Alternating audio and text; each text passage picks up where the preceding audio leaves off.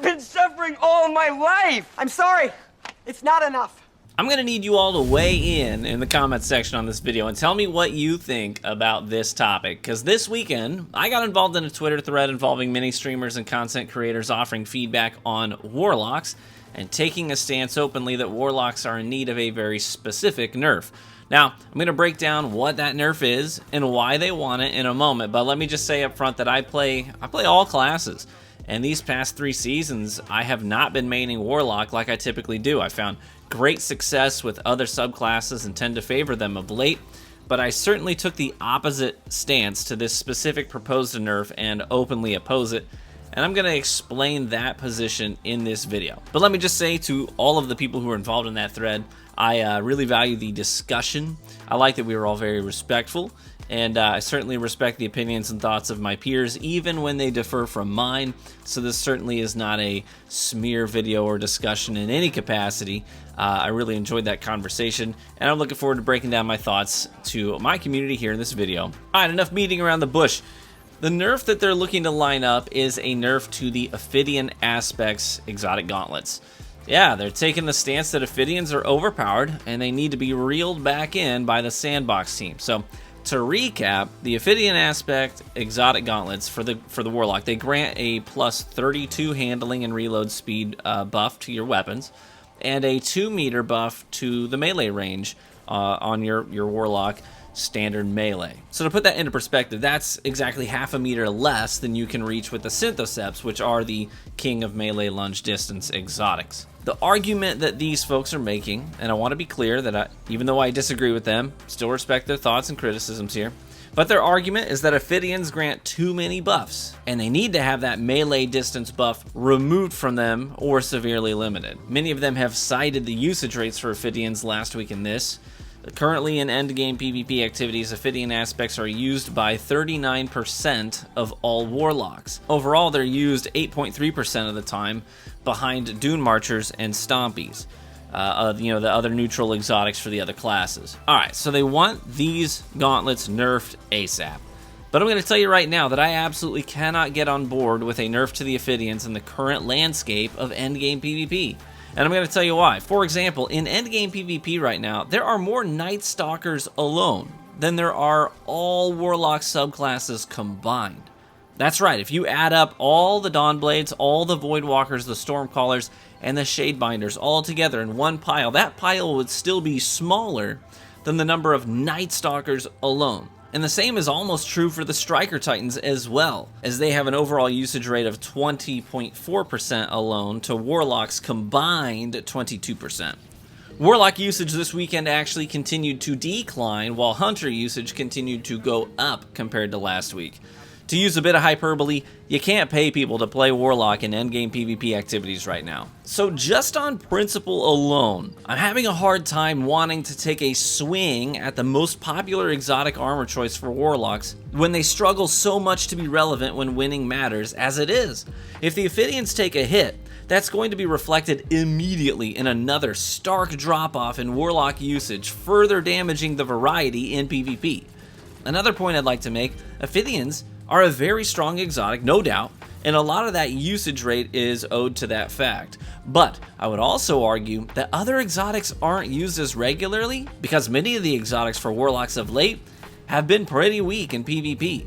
You compare them to things like the Gerfalcon or the Lorelei Splendor. There hasn't been a single Warlock exotic lately that has even remotely come close to matching the usage rates and the power of those exotics that other subclasses have received. The Osmiomancy gloves, hey, they're pretty good, no doubt.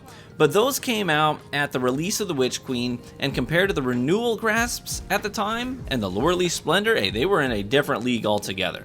The Secant Filaments, they're okay.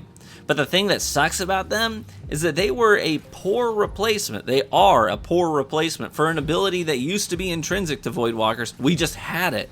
We had something taken away, and then Bungie used one of our precious new exotic armor piece slots as a replacement for that ability that they took from us. So we really gained nothing. Our ability that we used to have intrinsically just got worse. Grenade eating, hey, that was so much better than having to go through a rift animation and using an exotic armor piece to activate Devour. Not only that, You could move around while the grenade was being consumed, so you could kind of dip into cover, slide into cover, and start that grenade consumption animation, all of that stuff. You were so much more mobile while doing it than doing a Rift animation. And on top of that, they went ahead and nerfed our Devour timer as well. But let's look at some of the points that the people in favor of a nerf to Ophidians are offering. Many of them said, Ophidians offer too many buffs for one exotic. Let's talk about that. To recap, Ophidians grant a boost to handling, reload speed, and melee lunge distance. Now all of those buffs are good, but they aren't the best.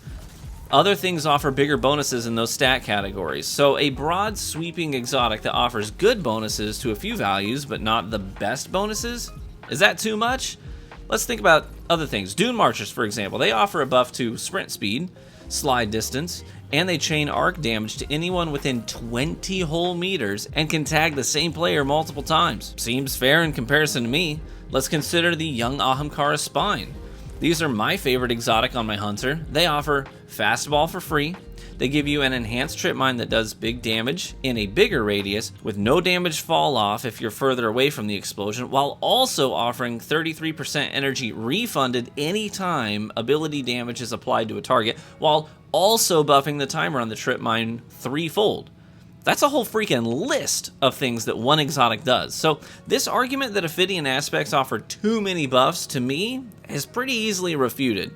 Comparatively speaking, the number of buffs they offer is right in line with many other exotics used regularly on other subclasses. Also, I don't think it's inherently bad for certain exotics to be better than other exotics. I don't think that all exotics have to have the exact same potency all across the board, because that would be a really uninteresting environment to play in. I like it when there are different kinds of exotics that some of them are just kind of neutral. They offer some bonuses to things across the board that are pretty good, like the Ophidians do. And then you've got other things that are much more specific, like, for example, the Antaeus wards. You have to completely change your play style to match what they are capable of doing, so you have to sort of lean into that really, really hard. I like that there's a broad variety of exotics out there with different varying levels of power. But let's move on to another part of the discussion. In this Twitter thread, I said that since I've been maining Striker Titan this season, I know just how nuts the arc melee abilities are. You've got Knockout, which moves the melee range for Titans out to 7 meters and causes them to do 60 more damage and infuses them with arc energy so they can activate the amplified buff. Now that's a lot, and trust me, I've racked up literally thousands of melee kills on my Striker this season alone. It's ridiculous. And you've got things like Juggernaut, Antaeus wards, Dune Marchers, all of these things synergizing beautifully with Knockout. And in this thread, I noted that the fact that Warlocks have to use an exotic armor slot to come close to matching that seems like a pretty fair trade-off to me. Now, Destiny Fun Police, I love the guy, respect the guy, but that doesn't mean I'm going to always agree with everything that he says, same way he doesn't always agree with many of my takes, and that's a good thing. We can still be friends. But he responded to that by saying, I don't know, you can't get melee lunge on anything but Striker. Pause. That's not true, by the way. Offensive Bulwark on Sentinel gives range and damage to melees. But he continues, you can't get melee lunge on anything but Striker without using Synthos. Ophidians giving fast draw speed and reload and melee range is a bit much. Now again, love the guy. Politely disagree though. First and foremost, I don't think it's fair to skirt over Arc Titans with a simple As mentioned before, there are as many Strikers in endgame PvP right now as there are all Warlocks combined. And for every one Ophidian aspect Warlock out there, there are 3 Striker Titans. I don't think you can just skirt over that with an Additionally, Titans have all the things that Ophidians offer, but they can get them intrinsically and push those values out even further. It just requires a little bit of setup. They can get Amplified, which offers more handling than Ophidians, plus an animation scaler on top of a 50 mobility buff. So yeah, Ophidians offer good buffs for free, but the Titan can achieve far more intrinsically just by performing the right tasks. Now to be clear, this is not an argument that Titans are OP. This is not an argument that Hunters are overpowered.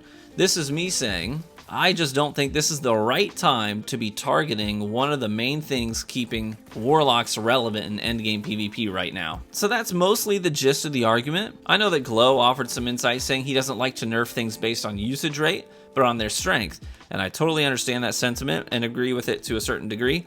But personally, I think that you have to just take a step back and look at the bigger picture. And if Ophidians are one of the only consistently useful PvP exotics for Warlocks right now, and even still, Warlocks are way behind the other classes, then is it really healthy to nerf them and further that divide right now? I'd be open to revisiting the idea of nerfing them down the road, when maybe some of the other things way up on top get addressed, but right now, I don't think it's the right time to take another major swing at Warlocks. But what do you think? Where do you fall in this? What are your thoughts on the current class distribution, and are Ophidians a big part of that? Let me know down below. Thanks so much for watching the video. As always, love you all. Feel free to leave a like on the video only if you enjoyed it. Be warm and well fed, my friends, and I hope to catch you in the Crucible.